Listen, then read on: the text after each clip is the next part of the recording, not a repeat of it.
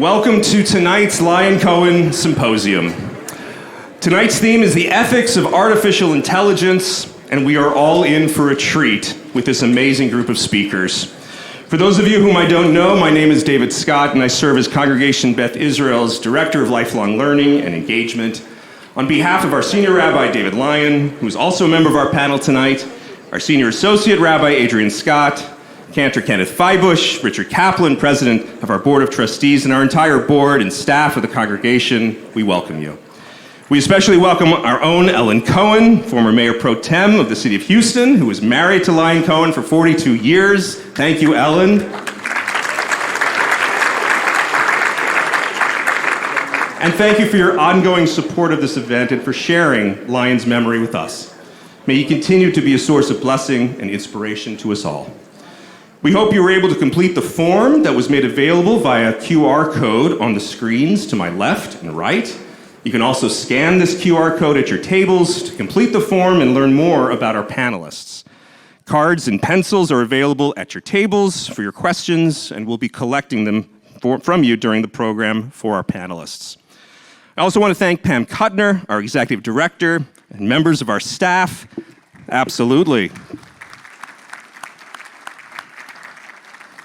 Staff including Marcia Gilbert, Hannah Schiff, Stephanie Shargal, Mark Eggleston, Carrie Zerlin, Ellie Feinberg, Susan Whitman, Michael Reddick, and our entire maintenance and kitchen teams for all their hard work in making tonight possible. Let's give them all a round of applause.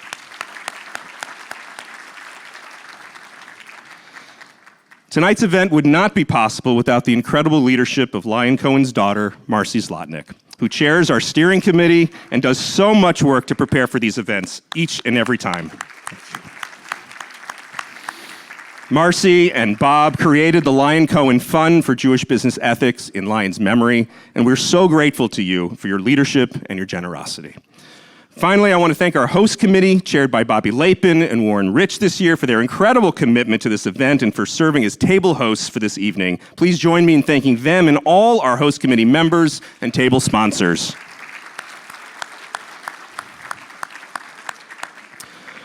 With Passover almost upon us, we should take a moment to consider this holiday and our season of redemption. In a world filled with so much pain for us here and abroad, especially in Israel, let us remain committed to the strength of our community and to our hope and prayer for freedom, the return of the hostages, and an end to this war.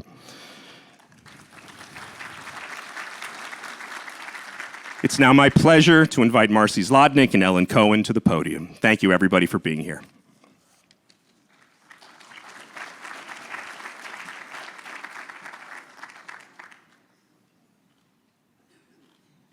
Thank you. Thank you for those kind remarks.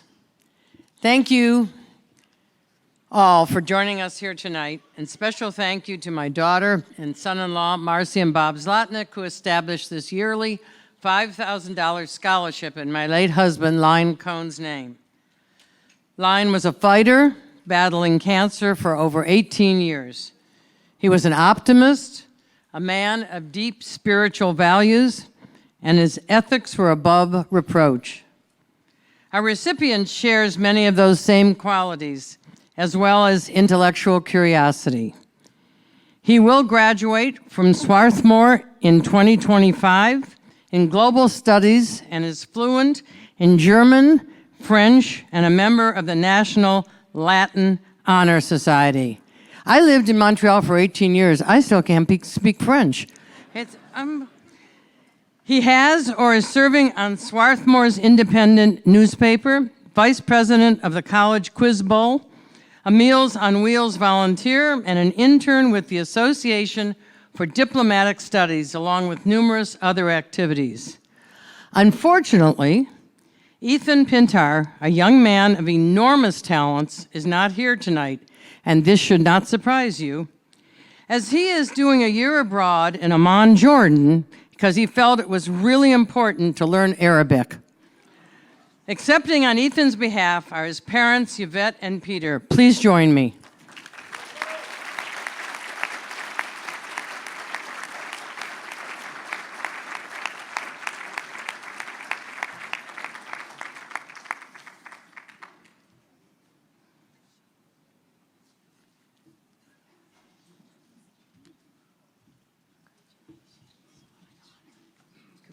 Congratulations. Thank you. Here you. Wow. That's, oh my gosh. Congratulations. Thank you very much. Okay. Great. Here. Wait a minute. The check is right there. I'm going to give it to you. Yes. But this is the check, so I'll give that. I'll take it. Okay. Here, let me stand together. Here we go. Thank you. Thank you. Congratulations. and Thank you Please very do Ethan our best. We'll follow you down. Stand here.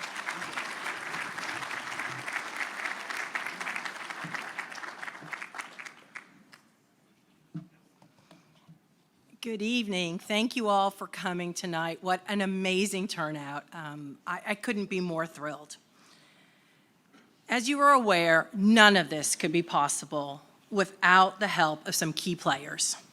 First, the Symposium Committee, who basically assists with everything from topic selection to panelist selection to event coordination and scholarship review. It's an amazing group of people, so please stand when I call your name and remain standing so we can recognize you.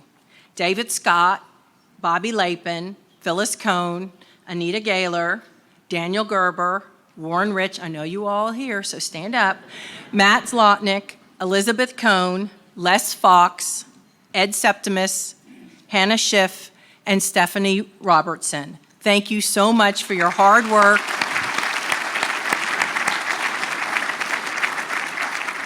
It's the best committee you could ever ask for. Next, I want to echo David's recognition of the host committee and Beth Israel staff, and I want to thank each of you so much for making tonight such a success.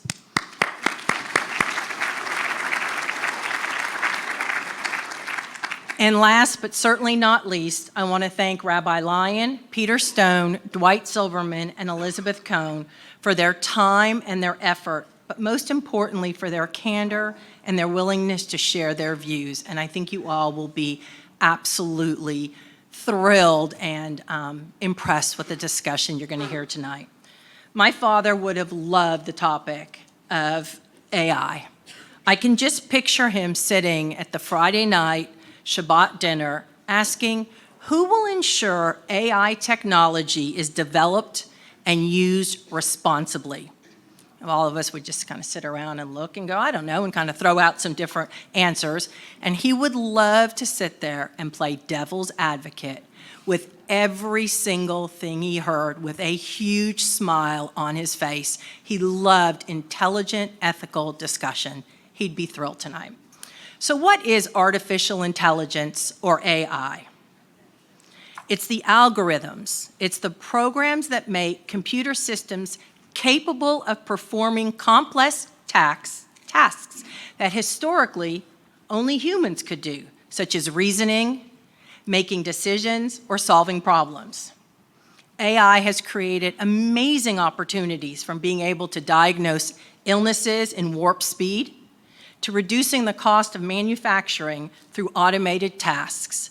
And there's many more opportunities that our panelists will dive into. That was just a tiny bit. But when humans perform tasks, we make decisions based on the information we have, guided by our moral intuitions, weighing the consequences of the different options, and influenced by our emotions at the time. But what about AI? The algorithms that tell the machines how to perform. They can only make decisions based on data input or data learned. So let's use the trolley dilemma to illustrate this point. You're standing next to a lever. On the track ahead, 5 people are tied up and unable to move. There's a runaway trolley headed directly towards those 5 people. You can pull the lever. The lever will divert the trolley to the side track, where there's only 1 person tied up that can't move. But what if that person is the president? What if that person is a member of your family? What would a human do? And what should an algorithm do? Are those answers the same? Who gets to decide? Personally, I have absolutely no idea, but there's a group of professionals ready to help us navigate the discussion. So please let me welcome our moderator, Elizabeth, and our panel. Thank you.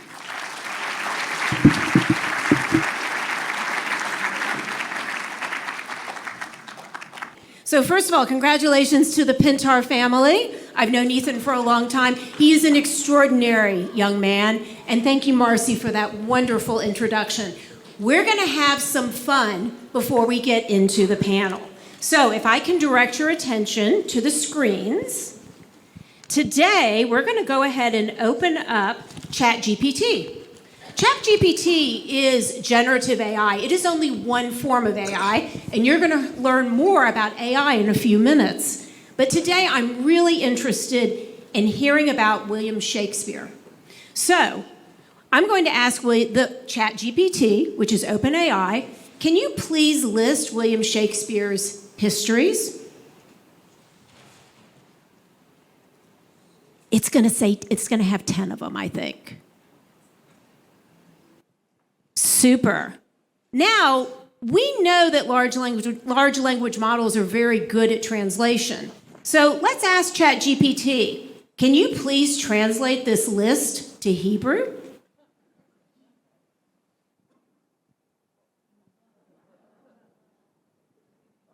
And then lastly, you're all wondering why I'm sitting here asking questions about William Shakespeare? Well, guess what? I'm planning an event where we're going to discuss Shakespeare's histories and their themes. So let's ask ChatGPT, can you please write a 40-word PR piece for this event? I don't know if you can see it, but it's pretty good.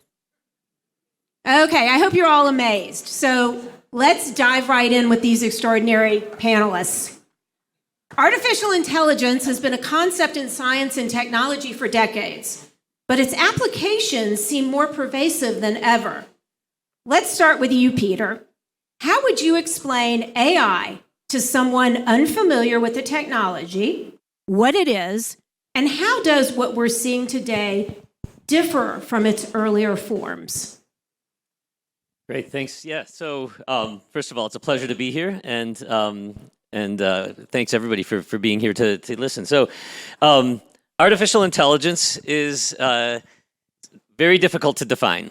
So if you ask a bunch of different experts in AI, they're all going to give you a different definition. And part of that's because we don't really even understand what intelligence is. And so everybody in my field has sort of their own favorite definition.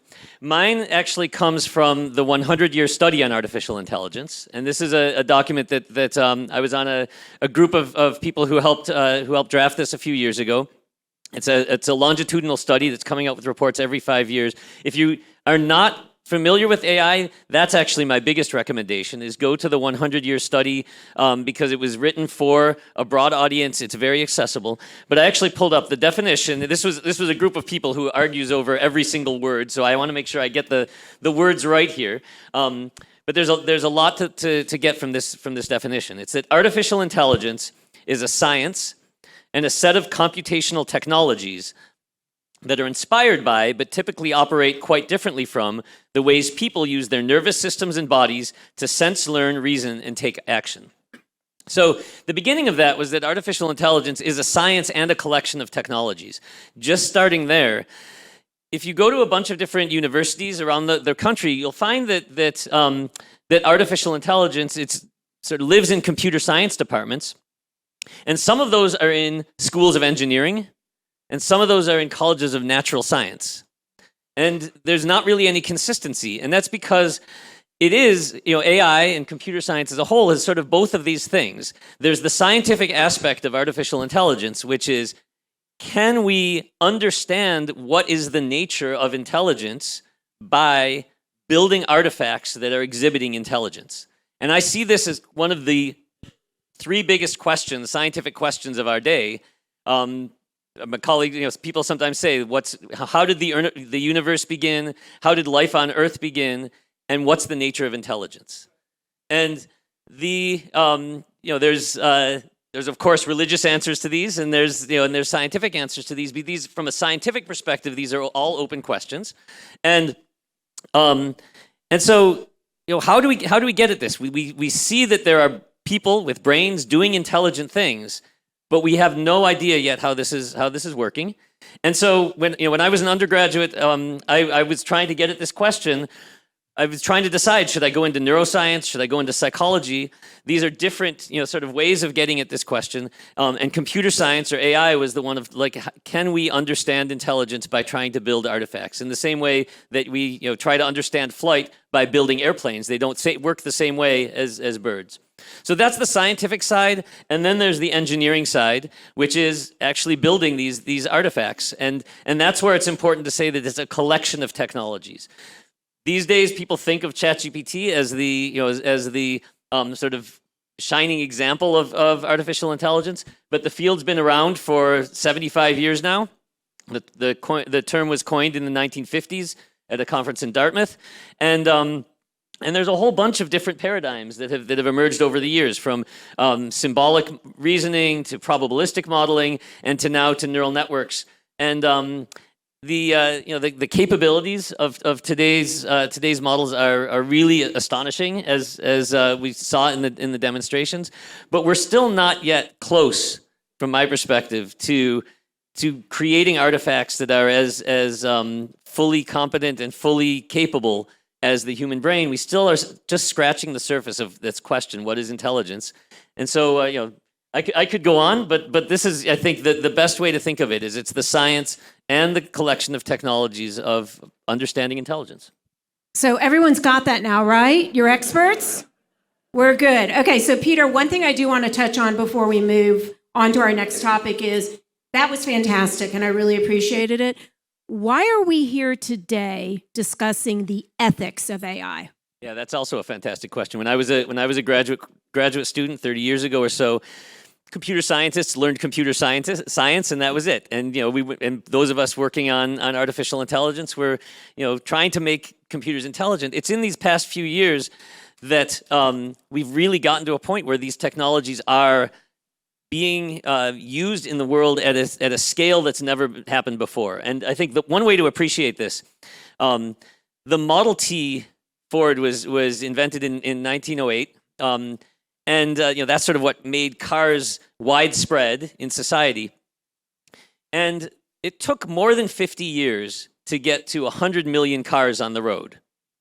And during those 50 years, people figured out, we should pave roads, we should have traffic signals and stop signs, maybe people should wear seatbelts. There was time to try to figure out how to make this technology safe. And by the way, we haven't succeeded 100% by any stretch. There's 40,000 fatal accidents a year in the US alone.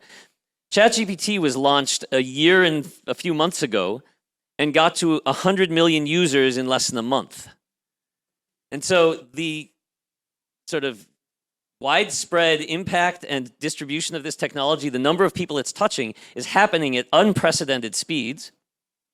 And if policy and ethics tend to move at a much slower pace than technology is right now, we're now at a point where it's essential that the people working on artificial intelligence technologies are themselves versed in ethics and social implications, because if they're not, it's very possible that they're going to be launching things out into the world without understanding what the effects are going to be. So in universities now, we are, it's I think, imperative on us to both educate the computer scientists, the AI, the students learning AI on ethics and societal implications and social science and humanities, and to make sure that all the students, regardless of whether they're STEM or whether they're music or humanities, are also literate in artificial intelligence, because it's really impacting all of us. And it's not just ChatGPT, it's not just these language models. They're there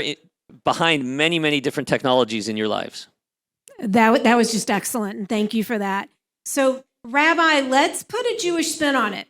Judaism has a rich tradition of appreciating the value and advancements in technologies. Can you please tell us some of the considerations from a Jewish ethical perspective on the advances that we're seeing today with AI? It sounds like a very long sermon about to come. But I will tell you that to sit here is really the kind of world that we're already sharing. It's a scientific world that is married to a religious world that is profoundly Jewish and is waiting for a response about how we, as Jews or as people of faith, will approach the modern world in which we live and must continue to live.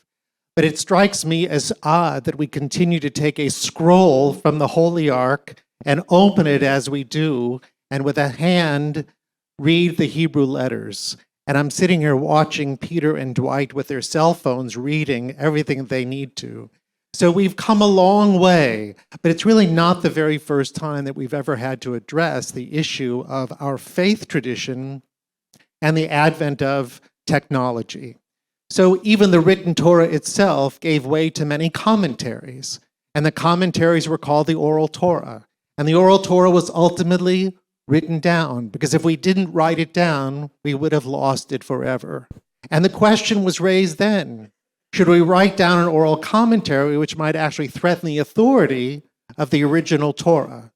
The answer was of course, we should write down the oral Torah so that we have it in the 3rd century, which was when it was written, to be sure that we contained and collected and accumulated the wisdom of those times, and so on and so forth. When the Gutenberg press was invented, it was a great threat to the populace because the scholarship of the Bible was really only for the priests and the scholars. But all of a sudden, many people had access to the wisdom that was only for the elite. And ultimately, many other technologies came as well. So that even to this day, I would say that while progressive Judaism has accommodated many technologies, we also are constantly mindful of what has come from the past and what we ought to do with the responsibility that we've been given. So if we actually go back to the Torah and remember that we're created b'tselem Elohim, we're created in the image of God, we've also been given, according to the Torah, dominion over the earth. Now, some people have taken that very literally and for very bad reasons. But really the ethical reason is to be sure that we are partners with God. We live in a brit, a covenant with God that enables us to appreciate through wisdom and through science how to apply what we've learned for the improvement of the world. In Judaism, we see the world as it is, and then we transform it into what it ought to be. So we are a religion of action. Now, I have a note in front of me simply because I want to get it absolutely right. But Rabbi Jonathan Sachs of blessed memory, and many of you know who he is, and you come to Torah study with his text sitting in front of you. In his book, The Great Partnership, he explained, not for Jews or for Christians or for Muslims, but really for secularists and for humanists, why there's a great partnership between science and faith. And most notably, the progressive traditions within Judaism that make this partnership accessible. He wrote this: science takes things apart to see how they work. Religion puts them together to see what they mean. So if we appreciate that partnership, we'll always find a compatible point when we always have something to do with technology. We have an obligation to be sure that we discover in a world of God's creation, however you might imagine that there is a place where we have to insert ourselves to be sure that the technology, whether it's the Model T or the Gutenberg press or MRIs or CAT scans or AI, is used for the improvement and the betterment of the world. Then we can know, if we ask ourselves the question around the table, have we done something that's consistent with the obligation that God has created us to do and to be? And so the ethical question is always, what is our moral responsibility to do with the technology that we've been given? So rather than, and I'll just say it straight, don't be afraid of AI. I think, as Peter said already, it's here. It's been here. It's a part of what we're doing. And if we appreciate what it can do for us and improve for us, then we have something to say about it. And I think it will unfold in very meaningful and profound ways. Rabbi, what a fabulous segue. We really do want to focus on those opportunities. And right now, there are a lot of headlines out there about AI, and some of them are very contradictory. So focusing on the opportunities that AI brings to us, I want to turn to Dwight, because Dwight is writing in this space on a daily basis. And in fact, he had a great article on January 8th. And my interpretation of it was, buckle up, we're in for an exciting technology ride in 2024. So Dwight, what do you see as two opportunities that are coming with AI? One of the things I think, is this on? Yeah. One of the things that I think is coming is the ability for people who have not been able to communicate as well as they might otherwise have, using AI, being able to do it great, doing it very well. I'm a decent writer, and one of the things that I when I look at ChatGPT or any of the other AI products that end up allowing you to create words and create stories and create emails and memos, when I look at them and I read them, they just feel lifeless to me. But for somebody who goes in and has a difficult time with grammar, who has a difficult time perhaps with the English language, but works in an English language business, it suddenly is a great opportunity for them. But by the same token, what is happening is you have people, particularly in the workplace, expect your work to be your work. And so suddenly you have companies, big companies, small companies, that have to make a decision. Suddenly they have to have an AI policy. They have to say, if you use AI, you have to disclose it, or we don't care if you disclose it if it's in a memo. These companies suddenly have to make these decisions.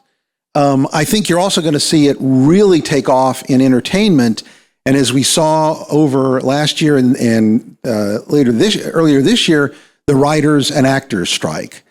That was largely about what was going to happen with AI, because Hollywood wanted to take the likenesses of actors and animate them using AI. There is coming later this year to a channel called TCL Plus, which is, if you have a TCL television and Roku as the operating system, you will have it. One of the things that it will do is this is a romantic comedy made with AI. It has voice actors, it has a script, but the visuals are all done with animation that is AI generated. There is already a trailer out there for it. I suggest that you go take a look at it. This is an opportunity for new forms of entertainment that we don't have. But again, it is so easy to make it look so real that you need to be able to make sure people understand what they're looking at was not generated by a human. One other thing that I wanted to mention in this regard, and I was talking to Peter about this earlier, is Microsoft released the results of a project that it was doing yesterday. And there is a video of a woman, and the first time you see it, it's jarring. It looks just like a very attractive, perhaps she's a public speaker, talking to you about how to change your life. And she talks to the camera. She stops like I did and say, she looks around. Her face is very animated. She drops and she thinks. It's all AI. And it was generated with one photograph fed into an artificial intelligence and a script. And suddenly you have this person just talking. When you look at it, her eyeballs lock and they don't move. Her face moves and her eyelids move and she looks down. But when she's looking up, it's like it's a blank stare. And you can kind of tell this, but you can tell it now. And I would suspect that as much as a year from now or less, you won't be able to tell. Unbelievable. Great opportunities that you raised. And Peter, I'd like you to chime in here. Considering that AI is really an interdisciplinary study, which you highlighted before, what do you think the significant opportunities are for AI in other fields, such as healthcare, finance, environmental science? Yeah, I mean the opportunities are endless, and there's now experts in AI-based art history and AI-based health medicine. It's really the tools, the technologies that are out there are phenomenal and game changing in the same way that when word processors were invented or calculators were invented, everybody's using them. It's not just in the computer scientists who invented them in the first place. So I think everybody is touching on them. That's part of the reason I emphasize this need for AI literacy. But I maybe want to riff on a couple of things that were said. So Rabbi Lyon, you talked about sort of the comfort or the history in Judaism of having to re-examine as new technologies come up. It reminds me, I was at a symposium about a few weeks ago where a colleague of mine told the audience was about the advent of electricity, which sort of rolled out in a big way in the early 20th century at the Chicago World Fair. And everybody was amazed at you can light up, you can have light at night, you can you can see when you couldn't see before. And then what happened? There were a few wires that heated up. There was a fire that started. 16 people died, and that was sort of a moment when we could have said, "Oh, let's ban electricity. Let's worry about." Or let's talk. And his point was that nobody talked then about ethical electricity. They talked about safe electricity, right? How do we make electricity safe? And we insulated wires, and we came up with codes and regulations. And so that's sort of the moment that we're at right now in AI, in some sense. But there is also then the ethical question, right? Within Judaism, there was a decision of, can you use electricity on Shabbat, right? And this is sort of, there was nothing about safety there. That was the ethics side. And so I think we should, in this conversation, try to make a little distinction between safety and ethics. And please let me know what you think of this. It's a great question.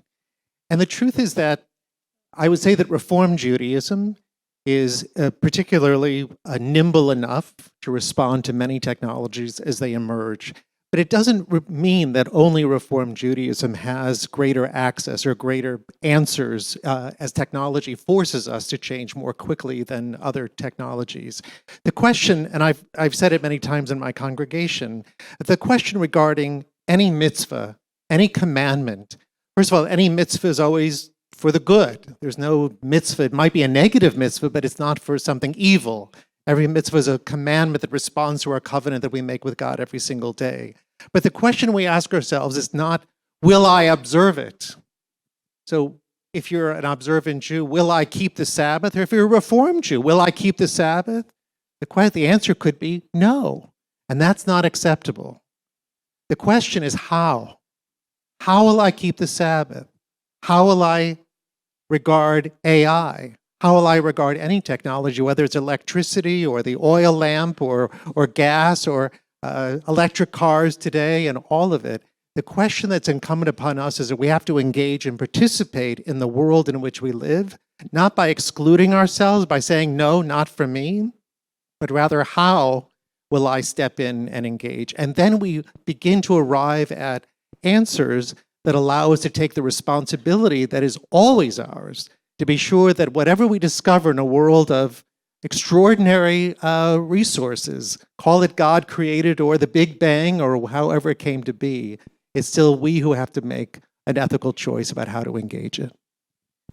And then maybe maybe also riff on something that Dwight says. So actually two things. So first, Dwight gave the example of the amazing capabilities of being able to just take a face and some sound and animate it. And it seems like, wow, this is something we could never have done before. Artificial intelligence should be able to solve all the world's problems. And in fact, we've had many of those moments over time, right? When Deep Blue beat Garry Kasparov in 1998, people said, wow, an AI program can beat the best chess player in the world. Computers are more intelligent than people. They must be able to do everything. Of course, they still couldn't fold your laundry or put your dishes away. Then it happened with poker and with Jeopardy and with Go. And every time there's this sort of sense that an amazing thing has happened, and And so, and it's doing something that I couldn't have done as a person, and therefore it must be able to do all the things I can do. And that's sort of one of the greatest myths of artificial intelligence right now. It's sort of so easy to get carried away and say, we can just now sprinkle this intelligence on all your applications in healthcare or in everything else. The fact that you can animate this woman's face doesn't mean that you can solve all those problems. There's all these other technologies and all these other aspects that we need to do. So maybe to more directly answer the question you asked me, Dwight talked about the entertainment of AI. Actually, in addition to being faculty at University of Texas, I have a position at Sony as director of Sony AI America, and our mission there is to enhance human creativity through artificial intelligence, and to try to help creatives get more into the flow, to be able to focus on the aspects of their lives that are bringing out their creativity and automating the mundane parts of being an artist. And I think this is, to me, one of the most exciting opportunities. Entertainment is a huge part of our lives. But yes, and it's just one of many when and of course I think of healthcare as probably the biggest opportunity for AI coming forward. That's great. Rabbi, do you have something, or do I get to ask you a question? I think I better take the opportunity to say Do it. something. So actually, as you were speaking about healthcare and many of the other places that AI can make a difference, the one area that it can't yet is to address one of the human qualities that we have and we owe to the relationship that we have with God in this covenant, however you might imagine it, which is empathy and sympathy. When we make a faithful decision, an ethical, moral choice based on what we understand as ourselves as Jews, it includes a matter of empathy, not only for the relationship between us. That's what we call in Hebrew, ben adam l'chavero, the relationship that human beings have to each other. And by the way, as you know, in high holidays, that's the first relationship we have to repair. And afterwards, ben adam l'makom, the relationship between us and God. We owe each other empathy and sympathy. But you know what? We also owe empathy and sympathy to our God. So with all that we've been given, we have to be sure that we fulfill the obligation to do something good with it so that the world can still be a reflection of all that God has given us. And I'm not sure that the AI robot or that thing that follows me through the hospital corridor when I'm there visiting patients is as empathetic or as sympathetic as we, the human beings, can be right now. Yeah, it can simulate empathy, but it's actually, a month and a half ago, somebody wrote me an email and said, I'm starting a startup company. I'd like you to be an advisor of it. And what we're going to do is we're going to use large language models to replace therapists. I said, I want nothing to do with that, right? This is one of the themes of the 100-year study, actually, is that there's coding and caring. Like there's some aspect of caring for other people that is inherently human, and we don't want to replace. Some people are saying, let's try to replace or replicate everything that people can do with machines. There's some things we don't want to try to replicate. But we will. But we will try. Some people will try. They will try. That's where we need the ethics to come in, is because there's things that it's a bad idea to try to do. And do we know for sure that AI cannot be empathetic or sympathetic? Have there, some of the things that you see when you read some of the things that people have done with it, sure looks like and feels like empathy to me. So is there research being done in AI and empathy? So there's a lot of research on AI imbued with emotion from the perspective of emotion as a communicative act. So I work on social robots, trying to get robots to navigate through crowded spaces, like after classes or after a football game or something like that, or just down the hallway. And for people to do this, we have to both read social cues from other people, see what, to figure out where they're going to go, and emit cues that people can read. And so there's been a large number of people working on getting robots to be able to understand our facial expressions and know, that's probably somebody who doesn't want to be interrupted now, or that's somebody who's looking entertained. That's useful. And it's also, can we express to people what the robot is likely to be able to do for you by putting a face on it that's expressing emotion. Whether the robot is feeling that's a philosophical question. What does it mean to feel? What does empathy? That's, I think, more the realm of philosophers than AI experts. But can we? That's how do I know that you're feeling something? How do I know that a robot's not feeling something? That's not something that we can answer definitively. I don't necessarily. I'm not necessarily positing that the robot is feeling anything, but that the robot is able to be sympathetic.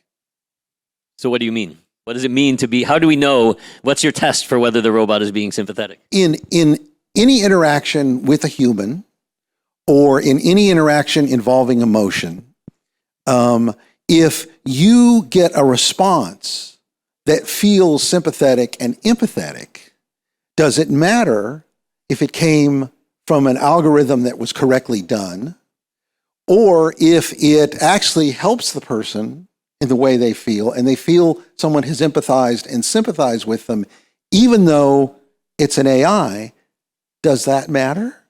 Even if it doesn't, right now that's science fiction, right? We're not close to AI being able to do that kind of a thing. Now, if it could, if and when it could, and it will, maybe it will. So it will. I'm put in an interesting position here because I'm an AI booster in many ways. I've been working in AI for 30 years, and on the other hand, I'm also want to pour a little bit of cold water on this sort of the hype around AI because as much as we see the amazing things it can do, there's crazy things that are simple to you that you think it could do. So at least a month ago, it might, these models keep changing, but at least a month ago, if I gave the sentence to ChatGPT and said, Mary Higgins is the preeminent physicist at Stanford University, and then asked the question, can Mary Higgins drive a car?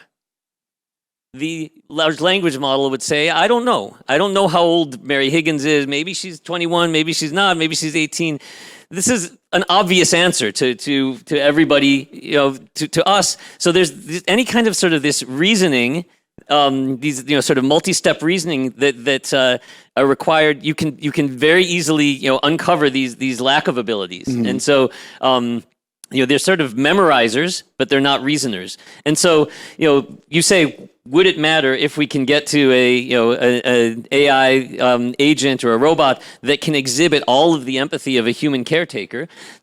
Probably not. Probably at that point, you're getting all the benefit that you would, but we're nowhere near that point. And it would be a mistake right now to try to take humans out of the loop when it comes to care. But a year and a half ago, we would have said we're nowhere near what happened when ChatGPT appeared.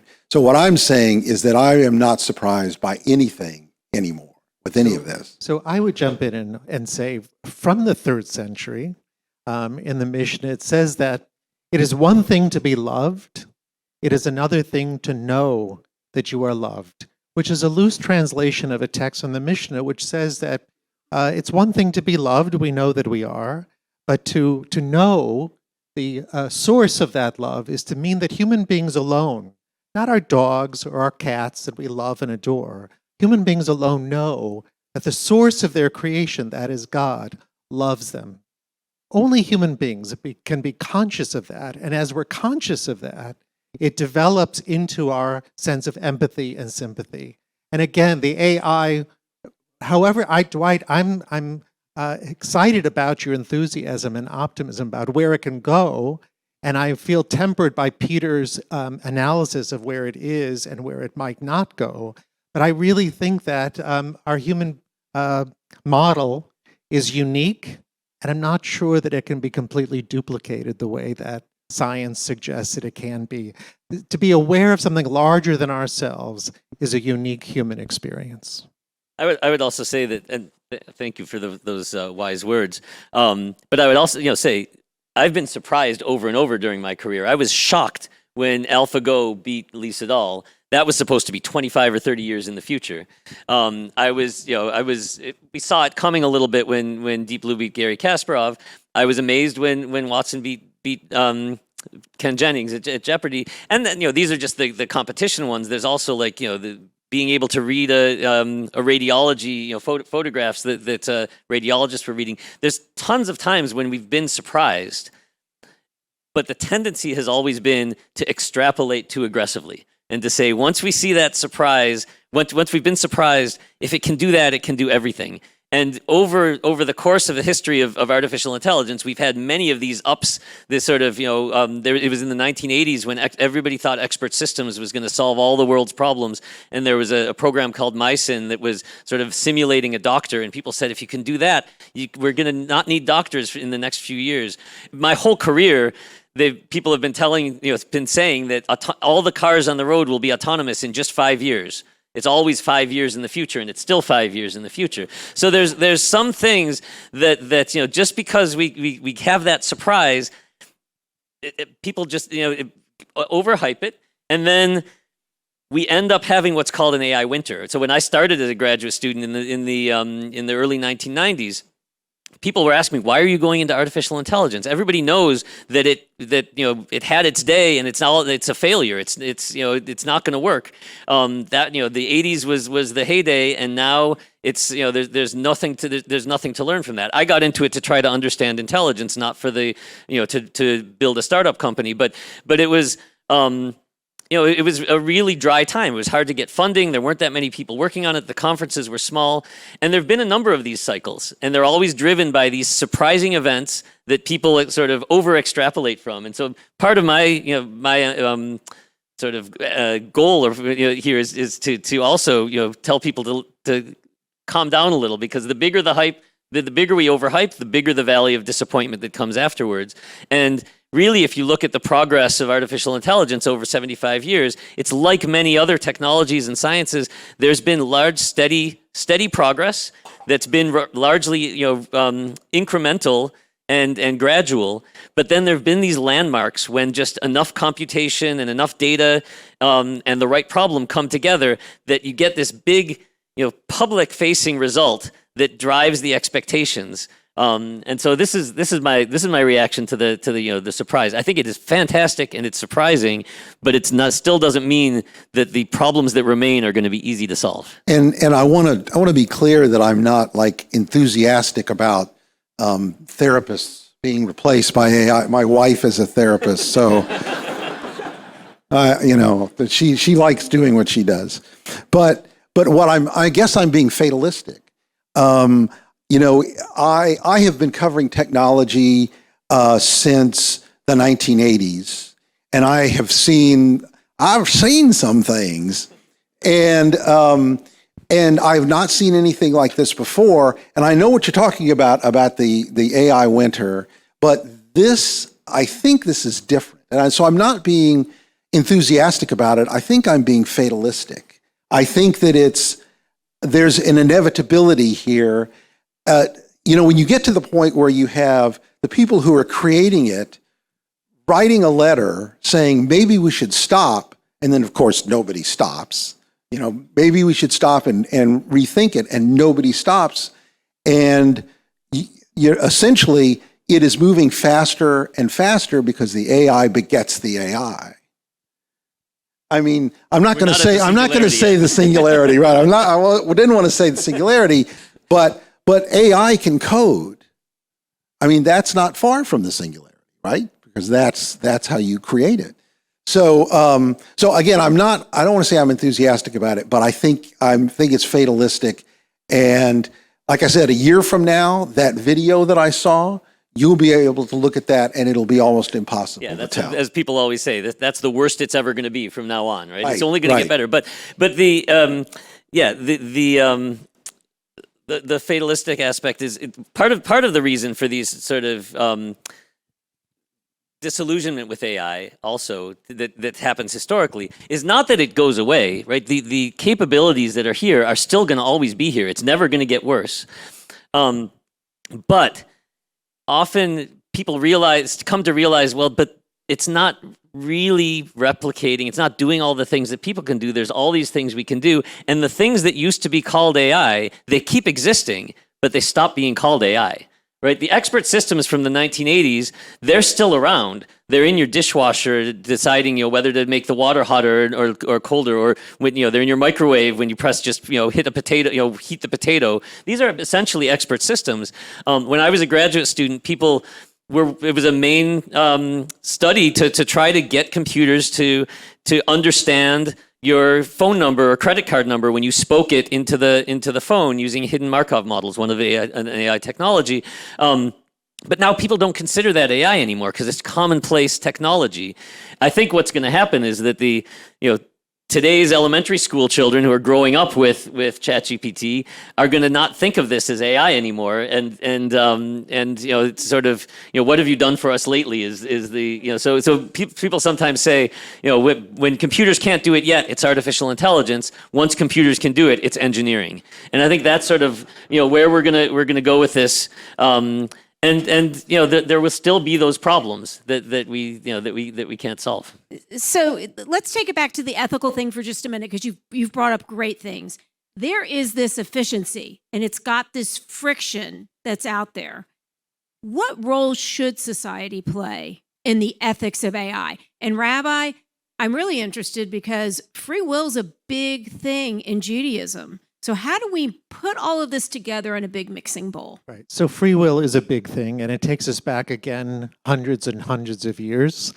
There's a beautiful teaching that says all is foreseen, but free will is given, which suggests that if all is foreseen, then we've been created with everything we've been created to be and to do. I can't be any brighter or taller or anything, just like all of you. But what we do with what we've been given is our free will. That's our moral responsibility. But what's more is, to whom do we give our moral responsibility? So it used to be in the past, and correct me if I'm wrong, if I don't understand the history of technology, but it used to take the wealth of nations to move technology forward. And sometimes in the wealth of nations or in the nation's hands, we placed or voted, at least democratically, to those who would create the ethical boundaries, the social norms that would drive some of the technology that now is in our hands to use. But today, billionaires, oligarchs, and others are funding all of this technology. Congress can barely keep up, let alone the technology of the 80s and 90s and the internet and social media, but now AI. So the ethical issues, the social norms, become a huge responsibility for all of us in this room to understand that we really need people, not only in Congress, but locally and otherwise, who are our agents in this area of ethics and what to do with this technology. Because the people that are paying for it are the people you read about in the headlines. And I don't know if they're always good people. I'm not sure you know if they're good people all the time, but they certainly make a lot of headlines. I mean, this is one of the things that is, one of the ways that this time is different, is that historically, at least for artificial intelligence, the biggest innovations came from academia. And this time, the biggest innovations right now, and many of them anyway, are coming from industry. And that does change the equation about, is this done out in the public with published research and full knowledge, and do we know what's going on? Or is this happening with sort of economic motivation and who knows whether we can trust what's going to happen. So that is something we're wrestling with, and there is a strong movement in the field to try to make sure that there are open source models and open source data so that we can study them. I think that that's a very important thing to be working on right now. Dwight, you want to add in there anything about the ethical concerns, what you're hearing from people, from what you're writing, anything that's involved in that? Well, I think, we're at an unfortunate time right now when legislators, both in the federal level and in the state level, are gridlocked with hyperpartisanship. I mean, one of the things I really agree with is that I think we do need to have some kind of regulation of AI. But I'm also cautious because you don't want to strangle innovation.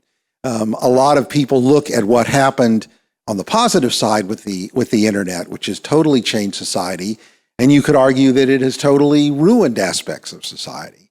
We have kind of a lesson here as to what can happen on both sides of it, and somebody mentioned having the right people in place. It has driven me crazy as a journalist who writes about technology for years, watching just how ignorant our Congress people are about technology. It's a little better now than it used to be. You'll remember the Alaska senator who described the internet as a series of tubes. But actually, in terms of an analogy, he was kind of right.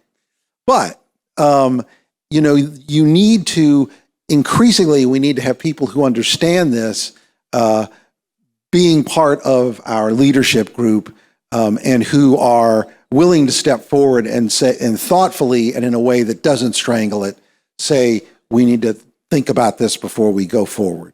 Yeah, and with regards to who gets to decide, I think another way is this is different also in some sense. All through my career, most people that I came across had learned about artificial intelligence from science fiction, the movies, or the press, and in all those cases, it was very hyperbolic. It was either AI is going to destroy the world or AI is going to save the world, but nothing in between.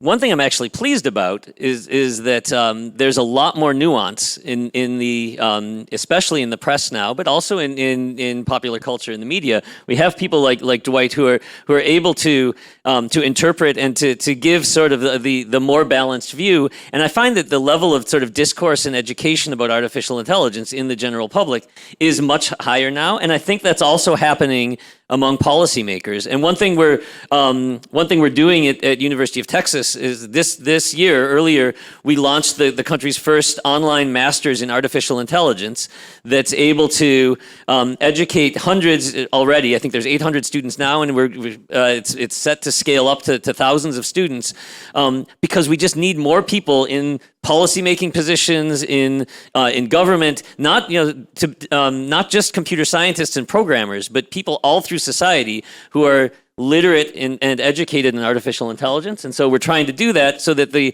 who gets to decide or who should decide is going to be people who are actually who know that it's not a sequence of tubes. And I actually advocate that.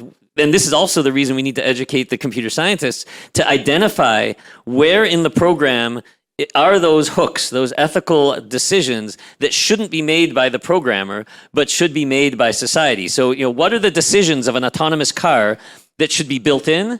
And what are the ones that should be left open so that they can be decided differently in Sweden or Japan or the US or on a city by city basis through a democratic process or through an autocratic process or whatever your government is, but it shouldn't be the programmer sitting in the basement who makes some of these decisions. That programmer should say, here's a hook that I should leave for other people, the policymakers, to decide, and then it's our responsibility to make sure those policymakers are educated about the implications of those decisions. And so that's the world we're in right now, and it requires just broad cross-disciplinary knowledge. I think that's terrific. I want to add, because I think Judaism itself is not a binary faith tradition. There's never something that is absolutely right and absolutely wrong, or absolutely black, absolutely white. Judaism, Rabbi Karf of blessed memory used to say that Judaism lives in the gray areas and does so well with areas of ambiguity, because we're taught and trained when we study Judaism to hold two competing ideas in our head at once and to understand both sides. And if we can do that, we don't have to call AI evil or something absolutely life-saving and world-saving, but rather, again, in the reasonable middle, where do we come up with the best answers from the brightest minds and the most ethical expectations to come up with something wonderful for the world in the future? One thing that I wanted to bring up, because David had mentioned science fiction eventually becomes science fact. And yes, so here's an example. In 1999, as we approached the turn of the millennia, I went to MIT to interview some folks who were working on the technologies that today we think of as just commonplace. One of the people I talked to was someone who was working on a product called Jupiter. Jupiter was a phone number you called, and talking to this phone number, you could book an airline flight. And this was in 1999, and this was experimental. You could actually call it and kind of do some of it. I talked to the guy who developed it, and he was inspired by the scene in 2001 where they're talking to Hal, and this is, I think, before Hal tried to kill them. and where they're talking to Hal, and he thought it was so cool that you could just do this with your voice. And he said, as a kid, I sat there and I said, I'm going to build that. And he did. And that is today's science fiction becomes science fact. The movie with Robin Williams, where he plays the home robot, I forget the name of it. But that is a movie about ethics, and that is a movie about love. That Robot and Frank. There is a great movie, Robot and Frank. That Yeah. This was I forget the name of it. It's a different one. Yeah. There's also the Steven Spielberg movie AI, which was long ahead of its time, and all of these science fiction stories about AI becoming human or building a human is about ethics and about emotion and about sympathy. The people who are inspired to be doing this right now have seen this, and I am just convinced that it's going to have an impact 20 years from now, or is already having that impact now. And a positive impact in many ways. I have a bunch of questions. I'm going to pivot. You can still riff on each other. So, by the way, Did you say riff or rip? I said riff, but you can rip if you want to. This one was actually written by ChatGPT, so this is going to be good. Let's go back to the autonomous vehicle. Given the complexity of deep learning algorithms, how can we hold AI accountable for bias or discriminatory decisions? For instance, in the autonomous vehicle, how do we balance ethical implications of choosing between protecting the life of the passenger versus the pedestrian? Yeah, so that's exactly the one of those decisions that I was just alluding to. That shouldn't, first of all, that these are situations that we hope don't come up very often. But people love talking about them. But yeah, I had a car in the DARPA Urban Challenge back in 2007. So it was an autonomous car. The technology for driving has been around since then, autonomously, easily, and well before then.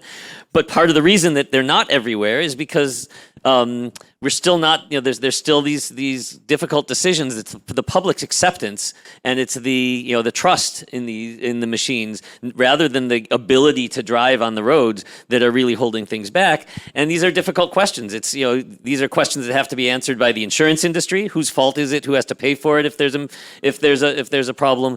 By criminal justice. And these are still unsettled questions, and they're not technical questions. These are societal, legal, ethical questions. They're not well settled yet. So I would just want to add that Judaism has a history of literature called responsa literature. Some of you are familiar with it. Every branch of Judaism has this responsa literature, and just like the word suggests, it's a response. A question is asked from a Jewish community or a rabbi on behalf of the community to a responsa committee on many modern issues, technological and otherwise. And I'm sure about, do we save the life of the pedestrian or the passenger in the car? It's a great question. It's a kind of question that could go to a responsa committee, and the responsa committee would begin in the Torah and then look in the Mishnah and the Talmud, not looking for references to AI or autonomous vehicles, but looking for evidence and other precedents about life-affirming choices. And when we come to those forks in the road, no pun intended, what do we do? What is our human moral obligation? So I think all of this that we come to has a link, and our Judaism has a rich history of raising these questions because of all of these modern consequences. And probably the answer in the Torah is, it depends. Yes. Very often when the rabbis were confused, they said, say u'lmeid. So just go and learn. Go see what the people are doing, hopefully not running over each other. So I think there's some people on this panel that are going to have a strong opinion on this one. How do you think that AI will impact, by the way, I'm putting two questions together here. How do you think that AI will impact the education of our college students? Could be positive, could be negative. And what is to prevent a student from using AI to write their essays? So this is something people have been sort of wringing their hands about in academia over the past year or two. I actually think it's a huge red herring. I don't think this is an issue at all. I think the artificial intelligence technologies are absolutely going to enhance our education system. This is an overused analogy, so maybe you've heard it, but to me, I think it's very much like a calculator, right? We teach our third graders how to do arithmetic without a calculator, and then we teach them how to use a calculator and when to use a calculator. And we have tests and that use the calculator, and we tell them this is an assignment you should do with it. This is the one you should do without. Same thing, when we're teaching writing, we should be teaching our students how to write without using these tools, and then we should be teaching them how to write with using these tools. As Dwight said, they can help make language more fluent. They can help non-native speakers. There's responsible ways. And so what we need to do is, in our classes, is just be very specific. And this is an assignment you should do with, on your own. This is one you should do with, with a tool, or it's okay to use a tool. Tell us the way that you use the tool. Of course, students can cheat unless we have them, writing the essay in front of us in class. So maybe that's some of the things that we're going to have to do. But that's not new, right? Even before ChatGPT, if I wanted somebody to write my essay for me, for a few cents, I could, put it out there on the internet and ask somebody, will you write my essay for me? And I'll get something back the next day. Cheating is not new. So what we need to educate students in the same way, in the same way when the football coach goes and tells you to go, do 20 reps lifting at the weight machine, it's not going to help if you go have a robot lift the weights while you sit in the corner, right? The point is to build your muscles. The point of the assignment is to build your muscles, right? To build your brain. And, if the students need to understand that, and we can take the view of, well, we're going to police cheating, and there are ways we've always had to do that.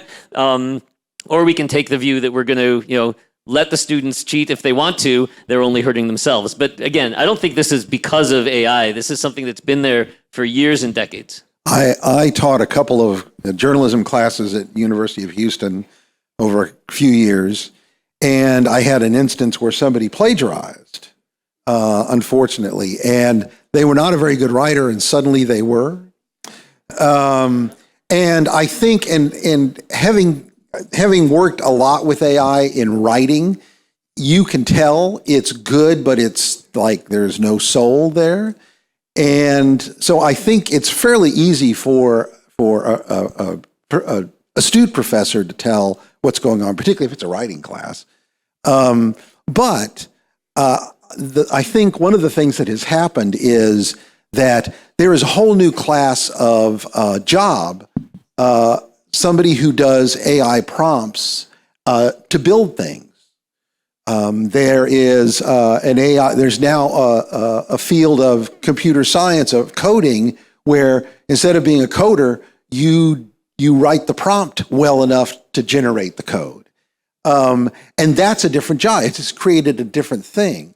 There's a woman who recently had a piece of fiction, a novel, rejected by the Copyright Office, and because she had used AI to help write it. She wrote it, but she worked with AI to kind of figure out things, take plots going certain ways and so forth. And it was part human, part machine.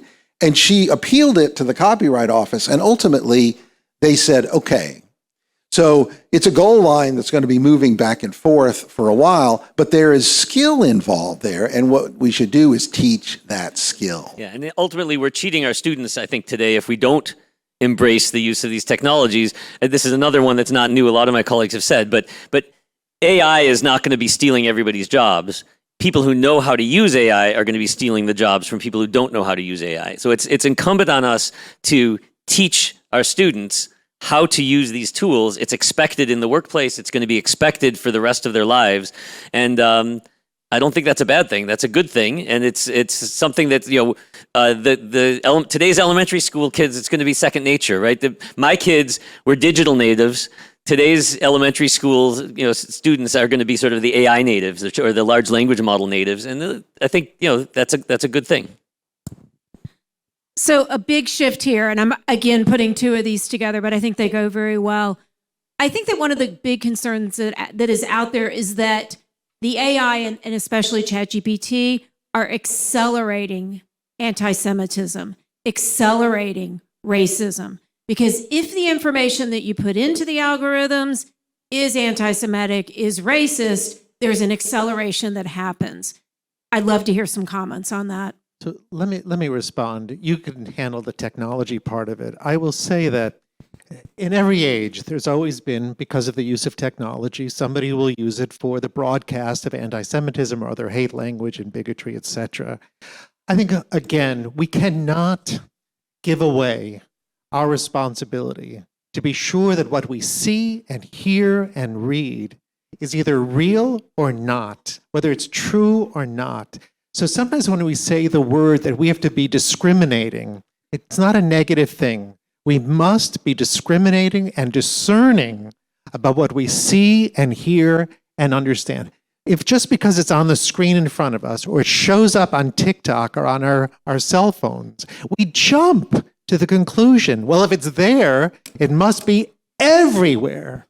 And we have somebody who says, I know it, you know it, everybody knows it. It's not true, or it might be true. But the responsibility continues to rest on each of us to be the moral discerners and discriminators of what we see. And it's not. This is one of the big open questions right now. Is can we?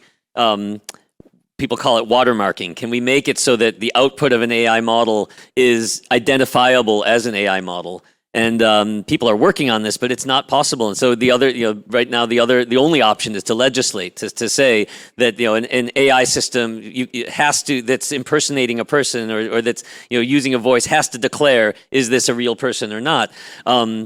But technologically, yes, it's possible, and to do it, make deep fakes. Everybody's heard about these now, and the spread of misinformation, disinformation. It is a lot easier to mount sort of propaganda campaigns with these tools. That's absolutely the case, and so the question becomes where lies the responsibility? Is it, and the developers of the tools are trying to put on what people call guardrails, right? So it should be that if you go and to ChatGPT and ask a question that could be incendiary, that it'll say, well, as a large language model, I can't comment on this, or it wouldn't be right for me to say this. But there's also so far ways to, what people say, call jailbreak, but ways to get them to say the things they're not supposed to say. It's sort of a technological arms race right now. Is can you put on the guardrails faster than they can be jailbroken, and this is one of the harms. And so as Rabbi Lyon was saying, that there's it's very much AI has immense possibilities for good and also immense possibilities for harm, and we need to come up with the policies to sort of just like we have for other technologies, for cars, for airplanes, they all can be used for bad purposes. The policies are to try to tilt the uses towards the good, and it's difficult. And actually, Dwight was talking earlier about this, but for me, one of the biggest analogies of that people have been using is some people say, oh, if AI gets out of control, there's a risk that it'll everything will go wrong, it'll destroy the world. We've been living under the threat of nuclear annihilation for years, right? This is a technology that could destroy all of humanity. And at the same time, it's been regulated to the point where we may have lost one of our best chances at fighting climate change through clean nuclear energy. And so there's this tension between it's a destructive technology and it's a potentially good technology. And I think where this balance lies, I think it's the same danger with AI. I share Dwight's concern that it could be overregulated, and yet to stifle innovation, we need to encourage innovation, and yet we need to safeguard against these negatives. It really is a one of these examples that there is no black and white. It's a very much gray area. One of the things that was interesting is that OpenAI came out with ChatGPT a year and a half ago, and some of the big players who had been moving in AI were absent, most notably Google. Google had been doing a lot of stuff behind the scenes. You may remember before the ChatGPT reveal, the researcher who had decided that Google's AI had become sentient, and that he was very upset about this, and Google eventually forced him out, saying, no, it's not sentient. But what ultimately happens is that when you have these people kind of rushing to beat each other, that it ends up getting pushed out. And Google ultimately decided, okay, we can no longer sit back and we can no longer not compete, and they jumped out. Another big player who has not been seen except for Siri, and we know she's not very intelligent, is Apple. In June, they're going to have their Worldwide Developers Conference, and it's expected that they're going to cram generative AI into just about every corner of your iPhone and your Mac and your Apple TV and your iPad. And so it'll be interesting to see what Apple does with that, and it'll also be interesting to see what impact it has when somebody of Apple's stature, and there are so many of these out there, does what it's going to do. It probably will have a societal impact. Okay, I think we have time for 2 more questions. So that tells you the pacing that we're at. Humans are imperfect. We know that. Do you have any thoughts on how AI could help us work with people of different cultures where sometimes humans fail? I'll start with that. I think one of the most amazing things that I've seen AI do, and you had an example of it here, is translation. When we translated that list into Hebrew. I have a friend of mine who works in communications at Microsoft. She handles much of the Spanish language communications for Microsoft. And I delighted in giving her examples from Google Translate for years, sending her something that was just obviously so goofy in Spanish, and she would laugh at it. And I've been sending her stuff from ChatGPT, and I've been experimenting with Claude and some of the other ones, and Gemini from Google, and she's not laughing anymore. And she's from Spain, she's a fluent Spanish speaker, and essentially she says this is as good as almost as any human translating it. And I think that's one way. So I don't want us to get confused about stumbling and human perfection. We're not going to be perfect. I hate to disappoint you before you leave tonight, but we're not aiming for human perfection. In fact, Eugene Borowitz, who was a great theologian, said that one of the pleasures of being in covenant with God, as we understand in Judaism, is that when we stumble, we have the possibility for repair. In a covenant with God, God is not looking for to condemn us, to damn us, to destroy us because we stumble, but rather that we grow and learn from the stumbling and always have the possibility for repair. That's such a wonderfully warm human expectation that in God's eyes, that we would be given the possibility for repair. And so the more so between us, we're forgiving, we help each other learn. So if that technology can help us gain understanding, not human perfection, but understanding, then we might also be more forgiving of each other as well. I'll just say briefly, I mean, as in my role at Sony, this is a very global company. There's teams that are, with people in Japan and in Europe, in the US, and it's partly, there are automated translation tools that help. Like I can type something and it'll immediately put the Japanese out for people who aren't fluent, and vice versa. But there is also, different cultural styles, and for me to understand, like, if you're interacting with somebody in Japan, what's the right way to bow, or what's the depth of the bow, and what do these mean? These tools are helping us educate each other about what to expect when you go different places, and I think that's also going to accelerate. Okay, last question. This one sounds like a prompt for ChatGPT. I love this one. I'm over 65 and I'm retired. I'm married. I've been married for over 30 years. Where do you think that AI can help me and fit into my life? I think everyone should get a stab at that. Well, so this is actually the thing. AI is already in your life and helping you, right? It's the AI is in your dishwasher. AI is in AI technologies are in your phone, in the conversations you have with your kids and your grandchildren, or and where are we going? the kinds of interactions you have, it's everywhere, right? You're not, when you use a map, right? When you ask, we used to have paper maps, right? You used to have to fold them and unfold them, but nobody uses that anymore, right?